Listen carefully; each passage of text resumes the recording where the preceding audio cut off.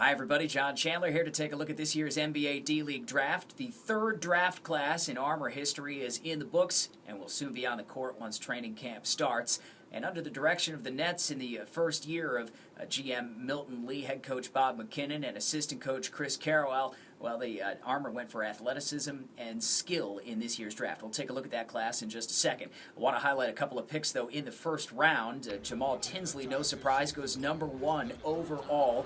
The former Indiana Pacers guard, an 8-year NBA vet selected by the LA Defenders with the top pick to see if he can get his way back to the NBA. And then at the end of the second round, a local tie, Anthony Gurley, a UMass product and pride of Newton North High School just outside of Boston.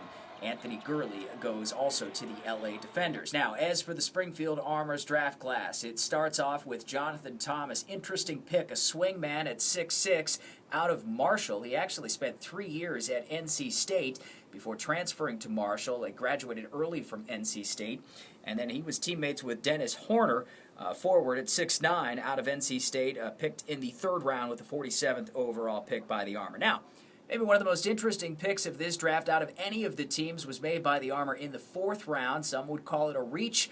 Others, and the Armor in particular, hoping they'll get to call it a steal with Chris Taft selected out of the fourth round. If you remember that name, Taft was the former Big East Rookie of the Year, spent 2 years at Pitt before getting drafted in the second round by the Golden State Warriors. He has had some injury issues, some health concerns that have kind of derailed his NBA career. He's only 25, though, and has a lot of athleticism. If he's healthy, this could be a huge pick for the Armor. In the fifth round, the Armor went with their last forward of the draft and 6'7" swingman Brandon Bush out of Texas State San Marcos. Bush, as you can see by this video right here, can score in bunches when he gets hot. In the sixth round, it's Marcus E. Hill out of Minnesota State. They went down to the D2 level to get the pint-sized guard, 5'9", 165, Marcus E. Hill. But he's a guy who can be electric on that floor. Michael Stearns from Holy Family and Akeem Bennett from St. Francis in New York round out the picks, and 111 and 112 picking back-to-back. Akeem Bennett, as we have dug up this video right here. Look at this monster jam from Bennett out of St. Francis.